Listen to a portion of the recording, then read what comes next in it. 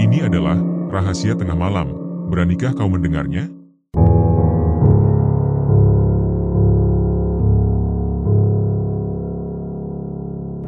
Cerita ini bermula pada era 90-an, saat itu Siska terjerumus ke dalam sebuah kehidupan yang sama sekali tak pernah ia bayangkan sebelumnya.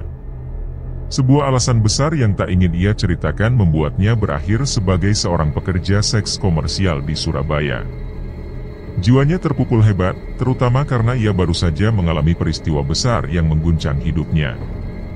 Keadaan itu membuatnya tak mampu berpikir jernih dalam menentukan langkah. Hari-hari awal dijalaninya dengan penuh kegalauan. Sejak kecil, Siska dikenal sebagai anak yang penurut. Ia bahkan sempat mengenyam pendidikan di sebuah pesantren yang tidak jauh dari rumahnya. Maka, menapaki dunia prostitusi bagaikan memasuki dimensi lain yang benar-benar tak terduga. Kesedihan menghampirinya tanpa henti, menambah beban kegelisahan yang terus menggerogoti batinnya. Namun, keadaan itu tak berlangsung lama. Seiring berjalannya waktu, ia mulai terbiasa dengan kehidupan barunya. Bahkan, tanpa sadar, ia mulai menikmati pekerjaan tersebut. Kegelisahan yang semula menyelimutinya perlahan memudar, digantikan oleh kepuasan dan kesenangan, terutama ketika ia mampu memperoleh penghasilan yang besar dibandingkan kebanyakan orang di sekitarnya. Semakin dalam ia terjerumus, semakin jauh pula ia melangkah dari jalan yang seharusnya. Demi menjaga kelancaran pekerjaannya serta meningkatkan penghasilannya, Siska bahkan berurusan dengan seorang dukun. Beberapa rekan dan pesaingnya melakukan hal serupa, mencari perlindungan gaib untuk mendukung keberhasilan mereka dalam dunia malam. Sayangnya, persaingan di ranah supranatural ternyata jauh lebih kompleks dan menakutkan dari yang ia bayangkan. Mungkin karena kalah dalam hal kekuatan gaib, pelanggan mulai menjauh darinya. Sementara itu, rekan-rekannya justru semakin laris. Setelah sekitar 1 tahun menjalani profesi tersebut, Siska merasa benar-benar kalah dalam persaingan. Puncaknya, dalam 2 minggu terakhir, tak satu pun pelanggan datang kepadanya. Padahal, ia selalu merasa sebagai salah satu wanita tercantik di antara teman-temannya. Situasi itu membuatnya panik. Selama ini, penghasilannya cukup lumayan, dan ia telah terbiasa dengan gaya hidup mewah. Rokok, minuman keras, serta makanan mahal sudah menjadi bagian dari kesehariannya. Semua kebiasaan itu membuatnya semakin tersiksa saat tabungan mulai menipis. Kehabisan akal, Siska akhirnya meminta saran dari Feti, salah satu rekannya. Perempuan itu memberikan sebuah ide yang tak pernah terlintas di benaknya sebelumnya, pergi ke Gunung Kemukus. Awalnya, Siska terkejut. Ia sudah beberapa kali mendengar tentang tempat tersebut, sebuah lokasi yang diakini sebagai tempat mencari kekayaan melalui jalur gaib. Meskipun kampung halamannya tidak terlalu jauh dari Gunung Kemukus, ia belum pernah berniat untuk pergi ke sana. Bahkan, sejak keuangannya mulai menipis, pemikiran itu tak pernah sekalipun terlintas di kepalanya. Siska merasa keberatan dengan saran tersebut. Konon, tempat itu dipenuhi oleh orang-orang yang mencari kekayaan melalui cara-cara yang dianggap sesat. Namun, keberatannya hanya mengundang tawa dari Feti. Gadis itu menyindirnya dengan tajam. Mereka telah menjadi pekerja seks dan berkali-kali berhubungan dengan dukun. Jika itu belum cukup sesat, lalu apa yang lebih sesat? Suara tawanya menggema di dalam kamar kos mereka di pinggiran kota Surabaya, membuat Siska tersadar betapa konyol jawaban spontan yang ia lontarkan. Percakapan berlanjut, dan perlahan Feti berhasil meyakinkan Siska. Mereka telah terlanjur terjebak dalam kehidupan seperti ini, sehingga tak ada gunanya lagi mempertimbangkan banyak hal. Apalagi, kondisi keuangan Siska harus segera diperbaiki. Mungkin ia tidak harus kembali menjalani profesi ini, tapi siapa tahu ada jalan lain yang bisa ditempuh untuk memulai usaha baru, begitu kata Feti. Pada akhirnya, keputusan diambil. Malam itu, Feti memberikan alamat seseorang yang ia kenal di Gunung Kemukus, seorang dukun yang dianggap cukup bisa diandalkan. Meskipun Feti sendiri tidak tertarik mencoba ritual di sana, ia mengaku pernah mengantar seorang teman sebelumnya. Keesokan harinya, tanpa ingin membuang waktu lebih lama, Siska bersiap berangkat. Awalnya, Fetty berencana untuk menemaninya, tetapi mendadak ia harus mengurus sesuatu yang lain. Dengan hati penuh harap, Siska menaiki bus menuju Sragen, membayangkan segala kemungkinan yang akan terjadi. Setelah tiba, ia melanjutkan perjalanan dengan menumpang ojek menuju alamat yang diberikan oleh Fetty. Kebetulan malam itu bertepatan dengan malam Jumat Pon, yang dipercaya sebagai malam paling sakral bagi para pencari pesugihan di Gunung Kemukus. Sekitar 15 menit perjalanan dengan ojek, Siska akhirnya tiba di depan sebuah rumah yang tampak terpencil dari pemukiman sekitar. Setelah mengetuk pintu, ia disambut oleh seorang lelaki tua yang kemudian memperkenalkan dirinya sebagai Mbah Ribut. Tanpa banyak basa-basi, Siska mengutarakan maksud kedatangannya. Mbah Ribut memperhatikannya dengan seksama, lalu memastikan kembali apakah ia benar-benar mantap dengan keputusannya. Setelah mendapatkan jawaban, lelaki tua itu mulai bercerita panjang lebar. Ia mengaku sebagai penduduk asli kawasan tersebut dan telah lama menjalankan praktiknya di sana. Rumahnya berjarak sekitar 2 hingga 3 km dari Gunung Kemukus, sebuah tempat yang sebenarnya hanya berupa bukit, tetapi entah sejak kapan mulai disebut sebagai gunung. Dahulu, Gunung Kemukus merupakan tempat ziarah karena di sana terdapat makam seorang tokoh besar. Namun, dalam beberapa tahun terakhir, tempat itu justru dikenal sebagai lokasi pesugihan. Banyak orang datang dengan harapan memperoleh kekayaan instan melalui jalur gaib. Mbah Ribut mengaku pernah membantu beberapa orang yang datang kepadanya, meskipun jumlahnya tidak terlalu banyak. Di tengah percakapan, ia bertanya kepada Siska apakah perempuan itu sudah memahami seluruh proses ritual yang harus dijalani. Siska mengangguk, karena ia sudah pernah mendengar bahwa puncak dari ritual tersebut adalah melakukan hubungan dengan pasangan yang tidak sah, dan itu harus diulangi setiap malam Jumat Pon sebanyak beberapa kali. Setelah mendengar jawaban Siska, Mbah Ribut meminta izin untuk masuk ke kamarnya sebentar. Tak lama kemudian, ia kembali dengan membawa kabar yang tidak ingin didengar Siska. Menurutnya, malam itu bukan waktu yang tepat untuk menjalankan ritual. Siska diminta untuk pulang dan kembali lagi pada malam Jumat Pon berikutnya. Meskipun merasa sedikit kecewa, ia yakin bahwa Mbah Ribut lebih mengetahui hal yang terbaik dalam hal seperti ini. Setelah membantu mencarikan tukang ojek, yang ternyata adalah salah satu tetangganya, Siska pun akhirnya pulang. Kembali ke Surabaya, ia menjalani kesehariannya sebagai pekerja seks komersial seperti biasa. Beruntung, situasi sedikit membaik. Meskipun tidak selalu mendapatkan pelanggan setiap hari, tetapi penghasilannya masih cukup untuk memenuhi kebutuhan hidup, selama ia tidak terlalu berfoya-foya. Sembari menjalani aktivitasnya, ia terus menunggu datangnya malam Jumat Pon berikutnya dengan penuh harapan. Fetty pun meyakinkannya bahwa petunjuk dari Mbah Ribut pasti memiliki alasan tersendiri. Bahkan, firasatnya mengatakan bahwa justru pada malam Jumat Pon berikutnya, Siska akan berhasil mendapatkan apa yang diinginkannya. Hari demi hari berlalu, hingga akhirnya malam yang dinantikan pun tiba. Sesuai dengan rencana yang telah matang, Siska kembali berangkat menuju rumah Mbah Ribut. Saat berpamitan, Fetty memberikan semangat dan meyakinkannya bahwa kali ini keberhasilannya sudah semakin dekat. Dalam perjalanan dengan bus, ia sempat tertidur, hingga akhirnya dibangunkan oleh kondektur tepat di pangkalan ojek yang sudah dipesannya sebelumnya. Di sana, ia disambut oleh seorang tukang ojek muda yang tampaknya sebaya dengannya. Lelaki itu bersikap supel dan ramah sepanjang perjalanan, sehingga keduanya sempat berbincang sejenak. Tukang ojek itu memperkenalkan diri sebagai Heru dan mengaku siap mengantar Siska kapan saja jika dibutuhkan. Ia juga meminta Siska untuk selalu menanyakan namanya ketika turun di pangkalan ojek tersebut, dan jika perlu, mengaku sebagai kerabatnya. Siska menyadari bahwa ini adalah strategi Heru untuk mendapatkan pelanggan tetap, namun ia hanya mengiyakan tanpa banyak berpikir. Sesampainya di rumah Mbah Ribut, Heru langsung berpamitan.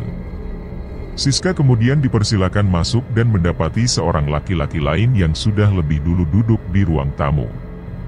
Mbah Ribut memperkenalkan laki-laki itu sebagai Fendi, seorang pria asal Yogyakarta yang berstatus duda tanpa anak. Mbah Ribut lalu menjelaskan bahwa alasan Siska diminta pulang pada pertemuan sebelumnya adalah karena firasatnya mengatakan bahwa pada malam ini, ia akan mendapatkan pasangan untuk menjalani ritual. Mendengar itu, Siska merasakan desiran unik di hatinya. Wajah Fendi yang tampan membuatnya sedikit salah tingkah. Selama ini, ia sudah terbiasa melayani banyak pria dalam profesinya, namun perasaan yang muncul kali ini terasa berbeda. Ada sesuatu yang membuatnya enggan berpaling dari tatapan pria tersebut. Setelah berbincang ringan, Mbah Ribut menyampaikan bahwa ritual sudah harus segera dimulai. Ia menjelaskan bahwa semua tahapan awal sudah dilakukan di makam, dan kini hanya tersisa ritual puncak yang harus dijalankan oleh Siska dan Fendi. Mbah Ribut pun berpesan agar keduanya tidak merasa takut jika terjadi sesuatu, karena ia akan terus mengawal dari ruang tamu. Siska langsung teringat pada cerita yang pernah ia dengar. Dalam ritual puncak, konon pasangan yang menjalankannya tidak benar-benar berhubungan dengan pasangan manusia, melainkan dengan makhluk gaib yang entah bagaimana bentuknya. Namun, ia segera mengenyahkan pikiran itu, karena bisa jadi apa yang akan ia alami berbeda dari yang pernah diceritakan orang-orang. Selain itu, pesona wajah Fendi masih begitu menarik perhatiannya. Mbah Ribut kemudian meminta mereka untuk diam sejenak, sementara ia membakar kemenyan di depan mereka. Ia tampak fokus, memejamkan mata, dan mulai merapalkan mantra. Beberapa menit kemudian, Fendi dibawa ke belakang untuk menjalani prosesi pemandian kembang, diikuti oleh Siska setelahnya. Setelah selesai, keduanya kembali ke ruang tamu dalam diam, hingga akhirnya Mbah Ribut memberi isyarat dengan anggukan kepala bahwa mereka berdua harus memasuki kamar belakang. Tanpa banyak kata, Siska dan Fendi mengikuti petunjuk tersebut. Setelah Mbah Ribut pergi meninggalkan mereka berdua di dalam kamar yang remang-remang, Fendi tiba-tiba menggandeng tangan Siska. Suara lelaki itu terdengar pelan, mengaku bahwa ia memiliki utang yang sangat besar hingga terpaksa menempuh jalan ini sebagai satu-satunya solusi. Siska sendiri tidak banyak berbicara, hanya mendengarkan ceritanya dengan saksama. Malam yang semakin dingin membuat tubuh mereka semakin dekat, dan untuk pertama kalinya, Siska merasakan debaran yang berbeda. Perasaan yang timbul di hatinya sungguh tidak seperti yang biasa ia rasakan ketika bersama pelanggan-pelanggannya sebelumnya. Di dalam kamar itu, segala sesuatu akhirnya terjadi. Ketakutan yang sempat menghantui Siska perlahan sirna, karena tak ada satupun penampakan makhluk mengerikan yang muncul di sepanjang pergumulan terlarang yang ia jalani bersama Fendi. Hanya sesekali terdengar suara-suara aneh yang menggema dari luar jendela, disertai tawa menyeramkan yang mengiris suasana malam. Namun, semua itu tak lagi mengusik pikirannya, sebab kenyamanan dan kenikmatan luar biasa yang ia rasakan bersama Fendi lebih mendominasi perasaannya. Setelah semuanya usai, mereka kembali ke ruang tamu. Di sana, Mbah Ribut sudah menunggu. Dengan tatapan penuh arti, ia menyampaikan pesan agar mereka datang lagi pada malam Jumat Pon berikutnya. Selain itu, ia menegaskan bahwa kejujuran adalah hal yang utama dalam perjalanan mereka. Siapapun di antara mereka yang berhasil meraih hasil dari ritual tersebut harus bersedia berbagi dengan pasangannya. Kali ini, Siska tidak lagi terkejut, sebab informasi semacam itu pernah ia dengar sebelumnya. Setelah mengobrol ringan sambil menikmati kopi, Siska pun berpamitan. Mbah Ribut, yang mengaku telah lama hidup sendiri karena istrinya telah meninggal, kali ini menolak pemberian uang dari Siska. Ia berujar bahwa semua akan dibahas nanti, jika tujuan mereka benar-benar tercapai. Setelah itu, ia pun mencarikan ojek untuk Siska. Sementara itu, Fendi memilih untuk tetap tinggal sejenak, karena masih ada beberapa hal yang ingin ia konsultasikan dengan sang dukun. Sebelum Siska benar-benar pergi, Fendi sempat melayangkan tatapan yang menggoda.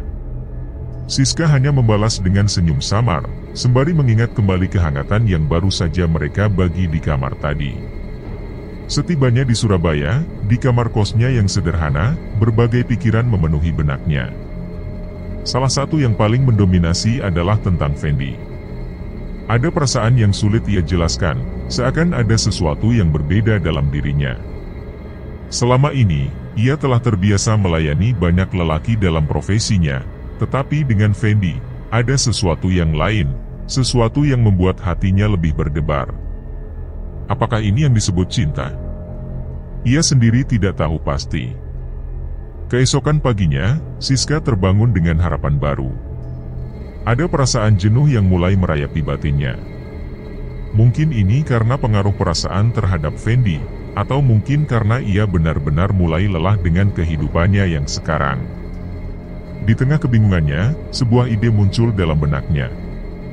Ia sangat menyukai rujak cingur, makanan khas Surabaya yang selalu menjadi favoritnya. Kenapa tidak mencoba berjualan saja?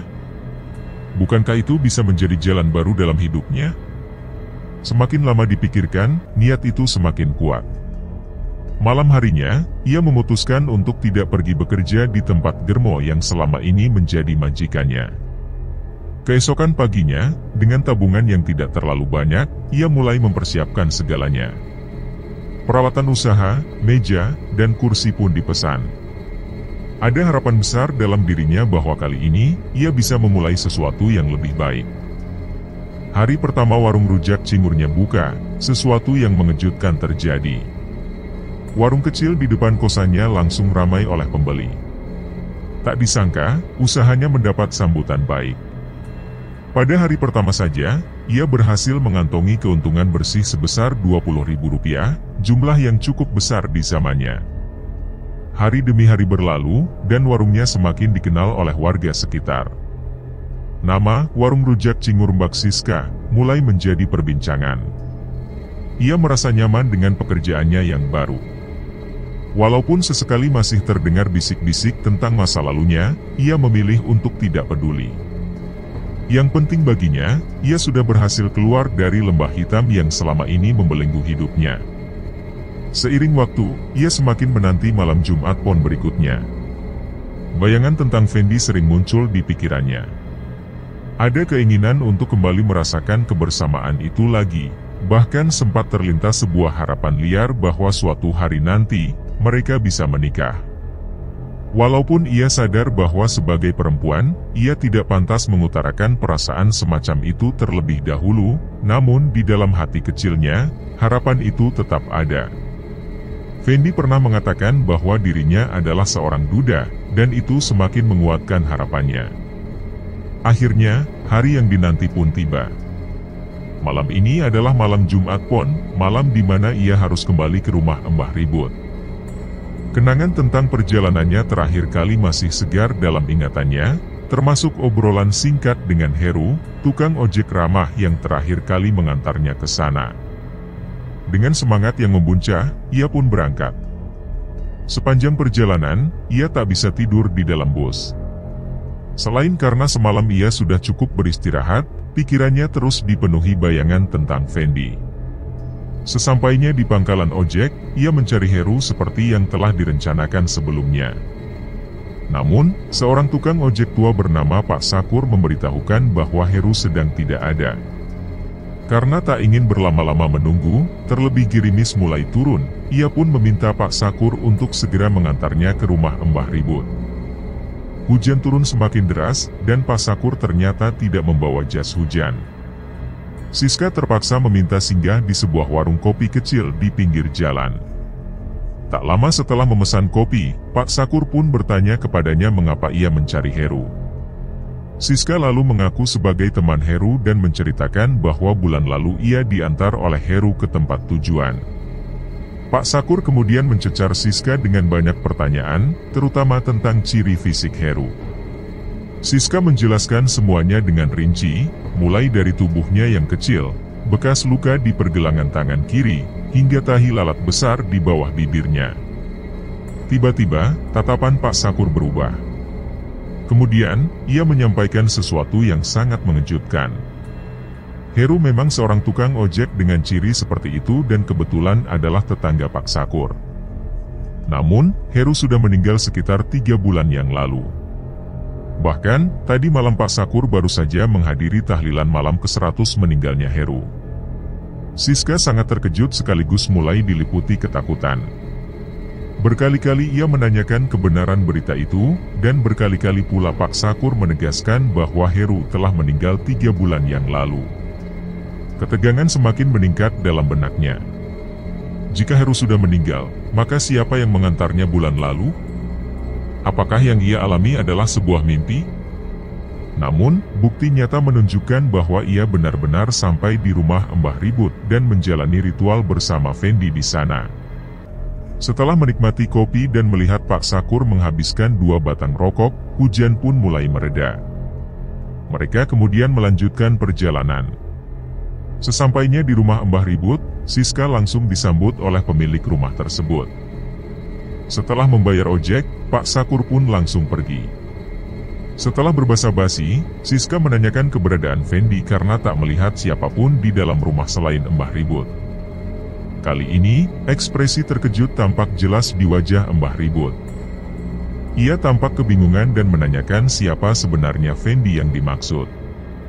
Siska pun menjelaskan secara rinci kejadian bulan lalu ketika ia bertemu Fendi di rumah itu dan diperintahkan oleh Mbah Ribut untuk menjalani ritual. Raut wajah Mbah Ribut semakin terkejut, lalu ia terlihat sangat hati-hati sebelum menyampaikan sesuatu yang jauh lebih mengejutkan.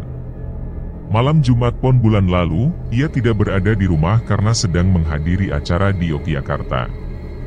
Siska merasa bingung dan berusaha mengingat kembali semua yang terjadi malam itu. Bagaimana mungkin ia bertemu Mbah Ribut jika ternyata orang yang seharusnya ada di rumah itu sedang berada di luar kota? Ketegangan semakin meningkat. Mbah Ribut lalu terdiam sejenak, memejamkan mata, dan tampak seperti sedang menganalisis sesuatu. Setelah beberapa saat, ia pun menyampaikan kesimpulannya. Menurutnya, Siska kemungkinan besar telah terbawa ke alam gaib, karena jelas sekali bahwa dirinya tidak berada di rumah pada malam itu dan tidak mungkin memberikan perintah kepada Siska untuk menjalani ritual tersebut. Ketakutan semakin mencengkeram hati Siska. Ia kemudian teringat cerita yang disampaikan Pak Sakur tadi, bahwa Heru, tukang ojek yang mengantarnya malam itu, sudah meninggal 3 bulan yang lalu. Jika demikian, maka kemungkinan besar apa yang dikatakan Mbah Ribut benar adanya. Ia mungkin memang telah terbawa ke alam lain dan mengalami kejadian yang sulit dijelaskan dengan akal sehat. Semua kenangan tentang Fendi, yang sebelumnya terasa indah, kini berubah menjadi sesuatu yang menakutkan. Mbah Ribut berusaha menenangkan Siska dengan mengatakan bahwa kejadian seperti ini bisa saja dialami oleh siapapun. Siska hanya bisa menunduk, dan tanpa sadar air mata mulai mengalir membasahi pipinya. Sekali lagi, Mbah Ribut mencoba menenangkan dan menegaskan bahwa dari penerawangan gaibnya, jalur pesugihan Gunung Kemukus tidak cocok untuk Siska. Ia sama sekali tidak berjodoh dengan jalan itu. Mbah Ribut kemudian menyarankan agar Siska menjalani kehidupan seperti biasa, karena dunia pesugihan bukanlah jalannya. Setelah obrolan berlanjut dan Siska mulai merasa lebih tenang, ia pun berpamitan untuk pulang. Mbah Ribut lalu meminta salah satu tetangganya untuk mengantar Siska ke terminal. Sepanjang perjalanan pulang, Siska terus termenung. Ia tidak tahu apakah kegagalan ini adalah sebuah kesialan atau justru keberuntungan. Sebagai seorang dukun, Mbah Ribut tentu tidak sembarangan dalam mengambil kesimpulan bahwa jalur pesugihan tidak cocok untuknya. Waktu terus berjalan, dan Siska tetap menjalankan usaha warung rujaknya. Dalam perenungan yang ia lakukan setiap hari, akhirnya Siska sampai pada satu kesimpulan bahwa dalam perjalanan hidupnya, telah banyak noda hitam yang membawanya terjerumus ke dalam lembah hitam dunia malam. Perlahan, ia sampai pada kesadaran bahwa kehidupannya harus segera diperbaiki. Ia pun bersyukur karena warungnya tetap ramai, dan ia semakin yakin bahwa keberhasilannya adalah anugerah dari Yang Maha Kuasa, yang harus ia syukuri. Ritual di Gunung Kemukus, yang kini tak lagi jelas terjadi di alam mana, tak lagi menjadi hal yang ia percayai. Siska menundukkan kepala di atas sajadah yang terhampar di lantai kamarnya. Tangisannya pecah, terisak-isak dalam hening malam yang sepi. Ada perasaan haru yang menyelinap di hatinya, mengalir bersama air mata yang tak berhenti. Sajadah itu telah lama terlipat rapi di dalam lemari, tak pernah disentuh. Namun kini, tekad Siska semakin kuat. Ia merasa harus segera kembali ke jalan yang benar, jalan yang lurus. Beberapa hari kemudian, sebuah kejadian membuat Siska merenung. Seorang laki-laki datang membeli rujak di warungnya. Saat itu, suasana sedang sepi dan Siska hampir menutup warung. Laki-laki itu mengaku sudah lama memperhatikan Siska dan dengan jujur mengatakan bahwa ia menyukainya. Siska memandang laki-laki itu dengan seksama. Usianya mungkin sekitar 10 tahun lebih tua darinya. Wajahnya biasa saja, jauh dari kesan tampan, tetapi ada gurat-gurat kebaikan yang terpancar dari sana. Entah mengapa, itulah yang dirasakan oleh Siska. Setelah menikmati rujak yang tinggal satu porsi terakhir, laki-laki itu mendekati Siska dengan sopan. Ia ingin mengobrol dengan Siska, dan yang membuat Siska semakin terkejut, laki-laki itu mengaku bernama Pak Fendi. Nama yang membuat kenangan Siska terbang kembali pada kejadian aneh di Gunung Kemukus. Meski terkejut, Siska tetap melayani obrolan itu. Semakin lama berbicara, hati Siska mulai tertarik pada sosok Pak Fendi. Laki-laki itu mengaku sebagai duda tanpa anak, berasal dari Jogja. Obrolan terus berlanjut dengan suasana nyaman, terutama karena Pak Fendi terlihat begitu sopan dan berwibawa. Tanpa diduga, Pak Fendi mengutarakan niatnya. Ia ingin menikahi Siska. Rasa tersanjung membuncah dalam hati Siska.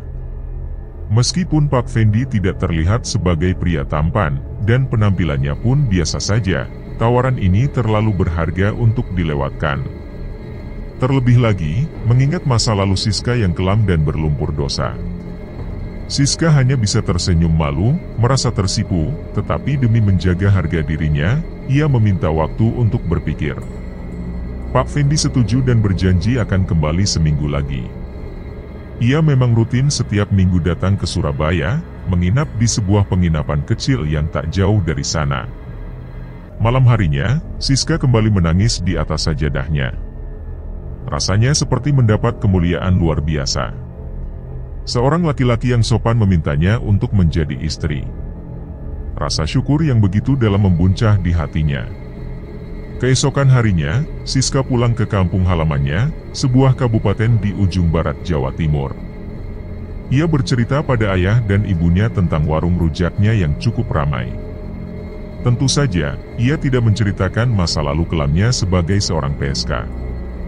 Pada kesempatan itu, Siska juga bercerita tentang seorang laki-laki yang berniat melamarnya. Orang tuanya setuju, meski pria itu seorang duda. Bagi mereka, yang penting adalah kejujuran dan tanggung jawab. Singkat cerita, Siska dan Pak Fendi pun menikah. Mereka tinggal di kampung halaman Siska. Di sana, Siska melanjutkan usaha rujaknya yang semakin ramai, sementara Pak Fendi tetap bekerja di sebuah distributor obat-obatan, dengan rutinitasnya yang setiap seminggu sekali pergi ke Surabaya. Kehidupan Siska berubah total.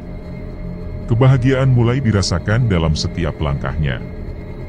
Berkali-kali ia bersyukur atas perubahan besar dalam hidupnya. Namun, manusia memang tak bisa melawan takdir. Ketika pernikahan mereka memasuki tahun kedua, sebuah musibah datang menghampiri. Pak Fendi, suami Siska, meninggal dunia akibat kecelakaan. Hancur rasanya hati Siska. Baru saja ia merasakan kebahagiaan, kini ia harus menghadapi ujian yang begitu berat. Siska menjalani hidup sebagai janda tanpa anak. Tetapi ada satu peristiwa yang hingga kini masih tak mampu ia pahami. Malam sebelum kecelakaan yang merenggut nyawa suaminya, Siska bermimpi. Dalam mimpinya, ia duduk di depan sebuah gedung mewah.